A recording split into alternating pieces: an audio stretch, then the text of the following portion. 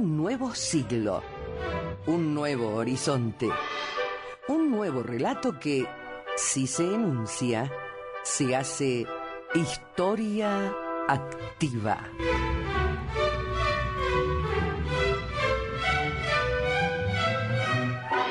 Muy buenas tardes, iniciamos otra edición de Historia Activa terminando la semana y como todos los días hábiles le decimos clave la sintonía en el 960, nuestra amplitud modulada. Historia Activa, un programa hecho por historiadores para usted, con la producción general de Rosa Grintal, del historiador asociado Alejandro Cruz, en la investigación Clara María Vargas y quien les habla en la dirección general José Luis Orlando. Los invitamos a escuchar este programa de historia dedicado a usted. Buenas tardes, señor Alejandro Cruz. Buenas tardes, José Luis, y buenas tardes a toda nuestra querida audiencia de Historia Activa, compartiendo un viernes histórico. Como siempre decimos, se pueden comunicar con nosotros a través del teléfono 423-3822 o nos dejan un mensaje grabado al 425-7931.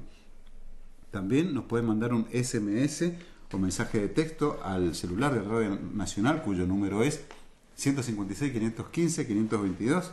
Mi amigo lo tiene acá cerquita para chequear los mensajes.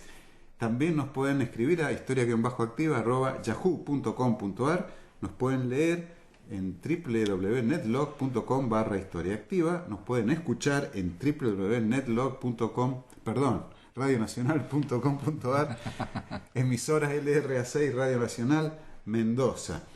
Y también nos pueden solicitar amistad a nuestra página de Facebook, que ya tenemos abierta aquí en el estudio de Radio Nacional. Ya somos 116 amigos, van a ser recibidos con mucho gusto. Y gracias a todos los que comentan. Gracias a Nora Alejandra Fernández, que no es otra que Norita Fernández, nuestra querida amiga, comentando la foto de Mitre. Dice cuánto daño le hizo a este país ese señor. Y sí, bueno, fue lo que hablábamos ayer. Algunos presidentes que más bien parecieron ser presidentes de Buenos Aires, claro, que de presidente del país. Y nuestro amigo Dante Alberto Taboada dice, nos dieron duro los Taboada, porque comentamos de uno de los personeros mitristas que era Taboada, que entró a sangre y fuego en las provincias. Pues, lo lamentamos, amigo Dante, pero es la verdad histórica, ¿no? Así que bueno, muchas gracias a todos ellos por participar y comentar. Muy bien, entonces nosotros vamos a continuar con esta secuencia de los presidentes militares, es decir, los presidentes que usaron el poder militar para imponer sus políticas centralistas. Claro. Entonces, ya habíamos tratado Urquiza, Derqui, Pedernera, Mitre, y ahora le toca el turno a Sarmiento, y nos vamos a extender hasta Roca, ¿sí? Y vamos a hacer una comparación entre el Roca de la primera presidencia y Roca de la segunda presidencia. Como ya son diferentes concepciones del poder usando, la primera vez usaron la Guardia Nacional, las milicias provinciales, esta vez usan el Ejército Nacional también para imponer sus políticas, ¿no? Así es. Domingo Faustino Sarmiento, cuya fotografía hemos publicado en nuestro muro, o timeline, como se deben llamar ahora, pues Facebook va cambiando todos los días, ¿no? Pero es el muro, en realidad, donde está fotografiado con el uniforme que usó en la campaña del Ejército Grande, junto a Urquiza, cuando era el boletinero del Ejército Grande, ¿no? Y hasta ahí era amigo de Urquiza. Después de esa acción, Sarmiento se distancia de Urquiza y se convierte en uno de sus principales adversarios, en uno de los más peligrosos adversarios de Urquiza. Y finalmente se va a reconciliar con Urquiza recién en esta presidencia que estamos historiando, en 1870, poco antes de ser asesinado Urquiza. Y bueno, Sarmiento, para empezar, vamos a decir que era el candidato del ejército. Era el candidato del ejército frente a Rufino Elizalde, que era el candidato de Mitre, el pollo de Mitre, que era el ministro de Relaciones Exteriores o canciller, como se suele llamar ahora. Se solía representar en la revista El Mosquito, ¿no? Tan famosa, tan buena en sus caricaturas y en el humor ácido. Entonces se los dibujaban a Mitre y a Elizalde como dos monitos comiendo banana, porque eran, se decían, los prisioneros del Imperio del Brasil, eran los aliados del Brasil. Y ahí empieza El Mosquito a pegarle duro a Domingo Faustino Sarmiento, que fue el presidente que recibió más caricaturas, más burlas al que le dieron con el palo siempre, ¿no? Sí, hasta aún en el año de su muerte, ¿no? Hasta siempre le siguieron pegando durísimo a Sarmiento. Y bueno, Sarmiento era el candidato del ejército porque también fue el primer presidente civil que tuvo conciencia del grado militar que él había alcanzado, ¿verdad? Claro. Él era también el general Sarmiento. Claro. Y en función de eso, él ejerció la presidencia dándole una jerarquía al cargo que no le habían dado los otros, siendo que eran militares de carrera, como Urquiza y Mitre, ¿no? Él sí se lo dio, fue el primero que hizo imponer una guardia presidencial, una escolta presidencial, porque era el comandante en jefe de las Fuerzas Armadas. Y bueno... Y como diciendo, acá viene el presidente. Acá viene el presidente, se hacía anunciar con trompetas y toda la historia, que eso ha quedado, ¿no? Claro, sí, ha quedado sí, ya como protocolo, como una cuestión protocolar. Aquí en el muro lo vemos con el uniforme que corresponde al grado de teniente coronel. ¿Sí? Exactamente. Luego va a usar el grado de coronel cuando sea embajador en los Estados Unidos durante la presidencia de Mitre. Y hay fotos también que después ya vamos a subir, ya lo vemos ya un poquito más calvo y lo vemos también un poquito más parecido a las fotografías o daguerrotipos del momento, ¿no? Así es. Porque este todavía es un Sarmiento joven, ¿no? Un Sarmiento joven con un bigote que se une con la patilla, muy, muy siglo XIX, ¿sí? Muy siglo XIX. Muy romántico el estilo. El estilo romántico es ese, ¿no? Patillas largas, bigotes también, muy poblados. Y ya que vos dijiste por qué estaba en Estados Unidos, porque Mitre de alguna manera se lo sacó encima. Sí, esto lo hemos dicho. Eso está debidamente probado. Eso, muy ¿no? diplomáticamente le dio un cargo diplomático, valga el juego de palabras, y si lo despachó a Estados Unidos. Y allá fue Sarmiento y se empapó de esa maquinaria de la democracia que él vio y lo dejó impactado.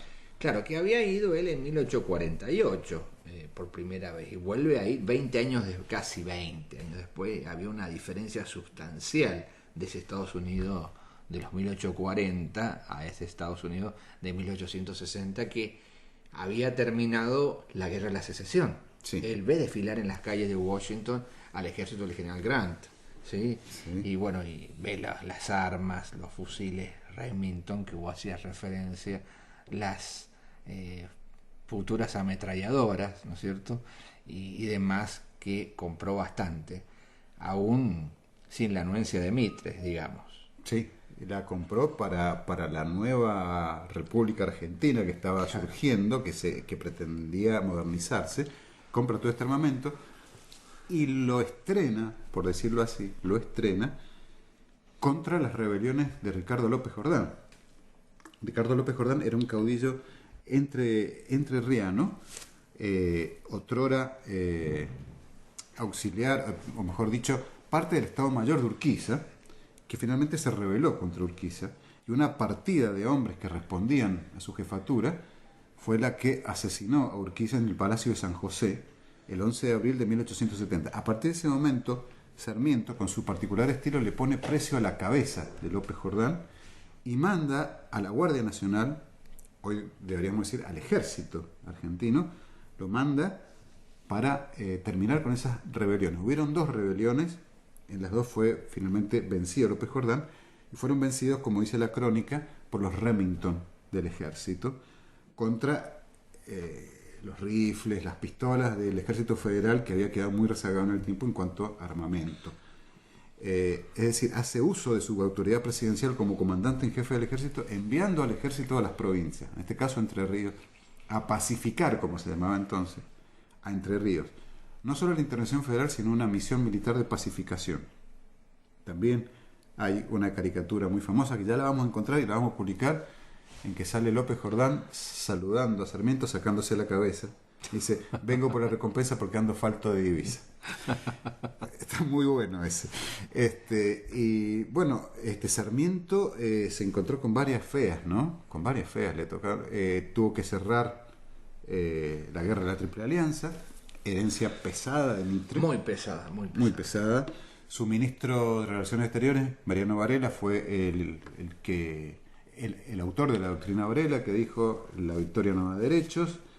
cuestión que no terminó muy bien, el Tratado de Límites con Brasil, y también se las tuvo que ver con la fiebre amarilla, con la epidemia de fiebre amarilla de enero de 1871 que diezmó a la población de Buenos Aires. Él debió estar ahí por ser el presidente de la Nación. Había una ley provisoria de federalización de Buenos Aires, pero fue muy criticado por esto también porque se fue a las afueras. Creo que a Belgrano, un lugar que hoy no se podía decir que es de las afueras porque es parte de la capital, claro. Pero entonces no, era más chico Buenos Aires. Fue una epidemia terrible y él tuvo que lidiar con eso siendo presidente de la Nación. Sufrió un atentado en 1873, él ni se enteró porque estaba sordo. Los hermanos Girri, usted me corregirá. Así que, y terminó la presidencia también envuelto en una rebelión militar de la cual tuvo que hacer también uso de su comandancia en jefe y sofocar la rebelión de Mitre, donde en la batalla de La Verde las tropas nacionales vencieron a las insurrectas de Bartolomé Mitre. Don Bartolo se había insurreccionado porque estaba en contra del resultado de las elecciones. Recordemos que era candidato junto con Avellaneda. Claro, es que ahí está, parece en realidad un sistema liberal homogéneo, pero hay particularidades a muerte acá, ¿no? De repente parece que Mitre y Sarmiento son del mismo bando, pero a pesar de eso hay rivalidades de las que nosotros hemos nombrado justamente, y de alguna manera nosotros lo que pretendemos es demostrar estas tesis que nosotros hemos empezado el día lunes, de ya el uso de la fuerza militar, sea cual fuera, milicia provincial, Guardia Nacional y posteriormente Ejército Nacional, para imponer las políticas. Claro. Y las políticas, sobre todo, como dije en la nota editorial ahora, las políticas centralistas. O te sujetás a lo que digo yo, o te mando los pacificadores. O te mando, claro. Suena como una serie, ¿no? Claro. Te mando a los pacificadores. Claro, una serie podemos hacer, ya me ha dado idea, justamente. Bueno, de estos pacificadores hablábamos ayer, amigo Taboada, ¿no? Que eran, entre otros, Paunero y Taboada, eran los más notorios pacificadores que tuvo Bartolomé Mitre. Claro, que dirigieron todas las campañas contra las provincias, sobre todo contra Chacho Peñalosa y Felipe Varela. Eran los últimos focos de rebelión federal. Claro, acá tuvimos una guerrita también, así que en Mendoza, ¿no? Sí, tal cual. Con las batallas de que vos dijiste recién, de La Verde y otras. Exactamente. La batalla de Santa Rosa también. Y la batalla de Santa Rosa, donde aquí el que vence en la batalla de Santa Rosa, enviado por Sarmiento, es Roca. Claro, como coronel y que asciende a general. Asciende a general. Y mire que estamos hablando en 1874. 1874. En el final. Exacto, asciende a general de brigada en el campo de batalla. Claro. Por orden del presidente de la Nación. Y hay una anécdota que después se festeja la batalla de Santa Rosa acá y le convidan al general Roca con vino mendocino y empanadas. Entonces no le avisaron antes al general que las empanadas mendocinas son de las que chorren. Y se manchó todo el uniforme porque le metió un mordisco. Un mordisquito. Un mordisquito. Así que bueno, sí, Mitre en su caso también quiso imponer su decisión de ser presidente a través de las armas. Es decir, se olvidó de la constitucionalidad del que era tan adalid. Exactamente. Así bueno, terminamos esta semana.